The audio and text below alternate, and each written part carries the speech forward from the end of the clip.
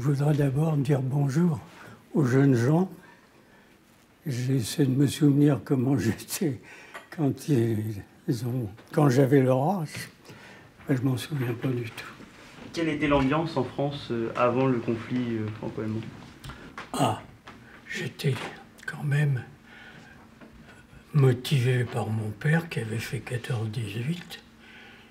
Il ne faisait pas de politique, mais était très patriote. Donc j'ai été bercé dans les faits de guerre, dans les blessures de guerre, puisqu'il a été blessé 2 fois. Voilà, mais enfin, vous donner une analyse de l'avant-guerre, ça m'est assez difficile. Est-ce que vous avez senti venir la guerre? Oui. Oui, parce qu'on en parlait quand même, surtout à partir de, comment ça s'appelle, l'Anschluss. Puis on sentait la montée du nazisme, et puis Hitler n'était pas un inconnu pour nous. Vous aviez quel âge quand la guerre est... Ah bon, en 1939, je suis né de 27, j'avais 12 ans, quoi. Et donc, qu'est-ce que ça a changé dans votre vie quotidienne? Oh ben, dans un premier temps, ça n'a pas changé grand-chose. On continuait à aller à l'école. Et après, il y avait la drôle de guerre. C'est-à-dire qu'il ne se passait pas grand-chose de 1939 jusqu'à l'invasion allemande au mois de mai. Au mois de mai 1940, on a souvent dit que l'armée n'était pas prête à se battre. C'était peut-être en partie vrai, mais il y a eu des morts, beaucoup. Est-ce que votre famille a songé à quitter la Normandie au début de la guerre? Non. On est resté à Caen. Je me souviens en 1940, là, quand ça a été l'évacuation de Caen, et que les Allemands étaient pas loin d'arriver, on voyait dans les rues, beaucoup de gens chargeaient leurs voitures pour ficher le camp. Enfin, nous, on est restés. Je me souviens de la démission du maréchal Pétain le 17 juin. J'en ai pleuré de rage, mais quand on ne fait pas la guerre, on peut pleurer de rage. Donc mon père a commencé la résistance en novembre 1940. Il a signé son engagement au Réseau Alliance en février 1942. Il avait pour mission de relever les défenses allemandes de la côte et de tout renseignement militaire sur nos occupants. Aviez-vous conscience de ce que faisait votre père quand il faisait de la résistance? Oui.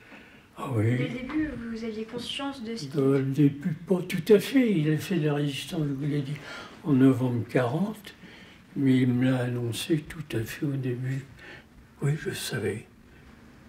Vous avez eu peur? Enfin, ça vous faisait peur ou... Au début, je trouvais normal, je pensais. Je n'analysais pas les risques comme on a pu les sentir au cours de l'occupation, mais je ne peux pas dire avoir eu peur. Mais être content et fier, oui. Enfin, concrètement, qu'est-ce qu'il faisait tous les jours pour résister? Il faisait donc son plan de défense du nord de l'Atlantique et de défense allemande. Mais il ne l'a pas fait tout seul. Il fallait quand même obtenir des renseignements. Alors, on allait sur la côte à bicyclette, d'accord, il n'y avait pas d'autre moyen de locomotion. Il avait le devoir de restauration des monuments historiques. C'est pour qu'il s'en faisait beaucoup dans le Calvados. Mais ça lui donnait accès à différents clochers. De là, il pouvait observer plus facilement, en montant dans un clocher, de voir ce qui se construisait sur la côte, si vous voulez.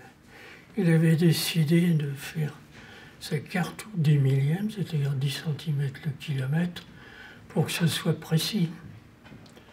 Et ce le fut.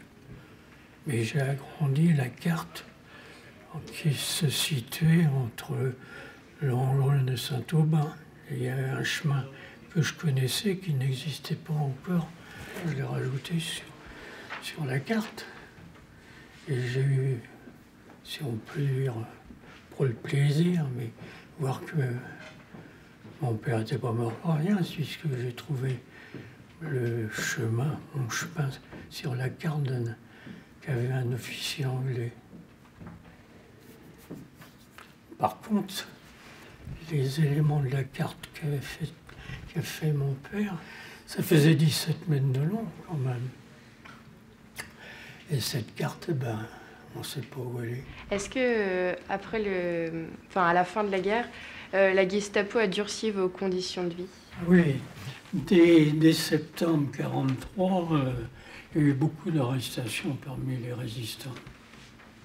Je ne parle pas des otages, mais des résistants. Ça a commencé essentiellement en 1943.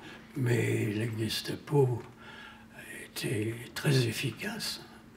Mon père se savait suivi par une femme de la Gestapo, mais il ne m'a jamais dit laquelle.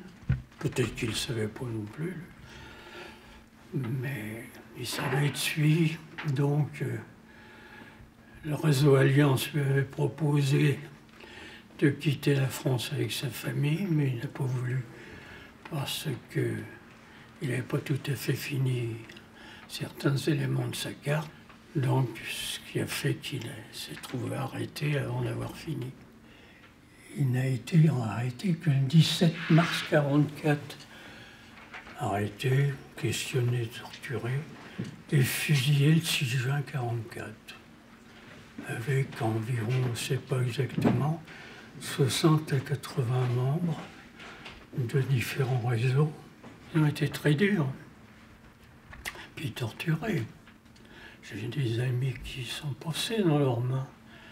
Bernard Duval, qui était un ancien élève de mon père aux Beaux-Arts, et qui avait été dans la cellule à côté de celle de mon père quand ils ont été dans la prison, dans la maison d'arrêt de Caen. Lui, une semaine avant le débarquement, avait été expédié en camp de déportation. Et il en est revenu. Moi, j'ai quitté la maison en février 1944 pour raison de santé. Enfin, ça a toujours été l'argument, mais je pense que c'est vrai. Il y avait les privations quand même qui faisaient que j'étais encore plus mince qu'aujourd'hui, j'imagine. Parce que si j'avais été là, j'aurais été arrêté aussi. Et j'avais pas de nouvelles. Ma mère avait un peu de nouvelles parce que mon père, sur des petits bouts de papier craft, lui laissait des messages dans le linge sale. Parce que les familles venaient chercher le linge sale des prisonniers. Et donc, sur ces petits papiers, avec une épingle, qui perforait ces papiers-là pour dire quelques mots, quoi. Mais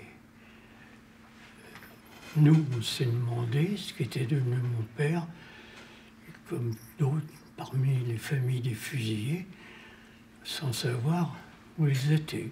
On ne sait toujours pas d'ailleurs, puisque les corps n'ont pas été retrouvés. Et quel était l'état d'esprit après la guerre sur Caen, l'état d'esprit des gens? Quel était l'état d'esprit? Il y avait déjà nettement moins de collaborateurs. En l'état d'esprit, on pleurait nos morts, ça se fait partout. Les gens, je pense, étaient devenus gaullistes pour la plupart. D'autres étaient devenus résistants pour la plupart aussi, mais sans l'avoir été pendant. J'en connaissais beaucoup qui risquent leur vie pour la patrie. Il y en a, oui, mais c'est toujours une minorité. Je l'ai dit d'ailleurs à certains amis, ils disent, mais je ne savais pas qu'on était si nombreux. Voilà, enfin, sans ça, c'était une reconstruction, enfin, une remise en ordre de la ville. Est-ce que vous avez été le témoin de scènes d'épuration après la guerre dans la rue? Non. Je trouve ça lamentable. Et je pense, pour pas dire je suis sûr, que ceux qui ont épuré n'étaient pas les vrais résistants. Est-ce que vous considérez le général de Gaulle comme un héros? C'était peut-être pas un héros, mais c'était certainement l'homme qu'il nous fallait. Il a su rallier les résistants. C'était vraiment notre chef. Il n'y a pas eu que des gaullistes dans la résistance, bien sûr. Enfin, pour nous, c'était notre étendard. On ne le connaissait pas, mais on savait qu'il existait, puisque qui n'écoutait pas Radio Londres? Les Français parlent aux Français. Je sais, De Gaulle, c'est un monument pour nous. Enfin, pour moi, en tout cas. Enfin, c'est pour beaucoup. On est gaullistes comme ça. Beaucoup de résistants l'ont été, sont restés, parce qu'il a quand même su imprimer notre patriotisme. Même si on l'avait déjà, il l'a cristallisé. Et avec tous ces événements, vous n'avez pas développé une haine envers les Allemands? Non. Une rancune? Je les aime. J'estime que l'âge de guerre est enterré, et puis, bon, j'espère que vous n'avez pas de haine envers les Allemands. Non. De toute façon, je suis pro-européen, et que j'estime que ça va pas très vite, la construction de l'Europe. Ouais. Le jour où on le comprendra, il sera peut-être trop tard, mais enfin, pour l'instant, espérons qu'elle se fera. En quoi vous pouvez dire que la guerre vous a changé? Ça nous mûrit, c'est déjà une chose. Ce que ça a apporté, l'honneur d'être résistant, c'est déjà beaucoup. En fin de compte, on peut dire que la résistance fait partie quand même des vainqueurs. Hein. Il y a eu les Alliés, il ne faut pas les oublier, c'est certain. Il y a eu assez de morts pour ça, mais satisfaire à son amour de la France. Est-ce que pour vous, c'est important encore aujourd'hui de témoigner, de rappeler de ce qui s'est passé pendant la guerre? Ah ben c'est sûr que c'est important. Ce qui est très important pour moi aussi, c'est quand on me parle de mon père. Quand je parle de mon père, c'est parce qu'il m'a toujours manqué. Mais j'ai les larmes qui viennent facilement aux yeux quand il s'agit de lui. Merci de m'avoir accueilli.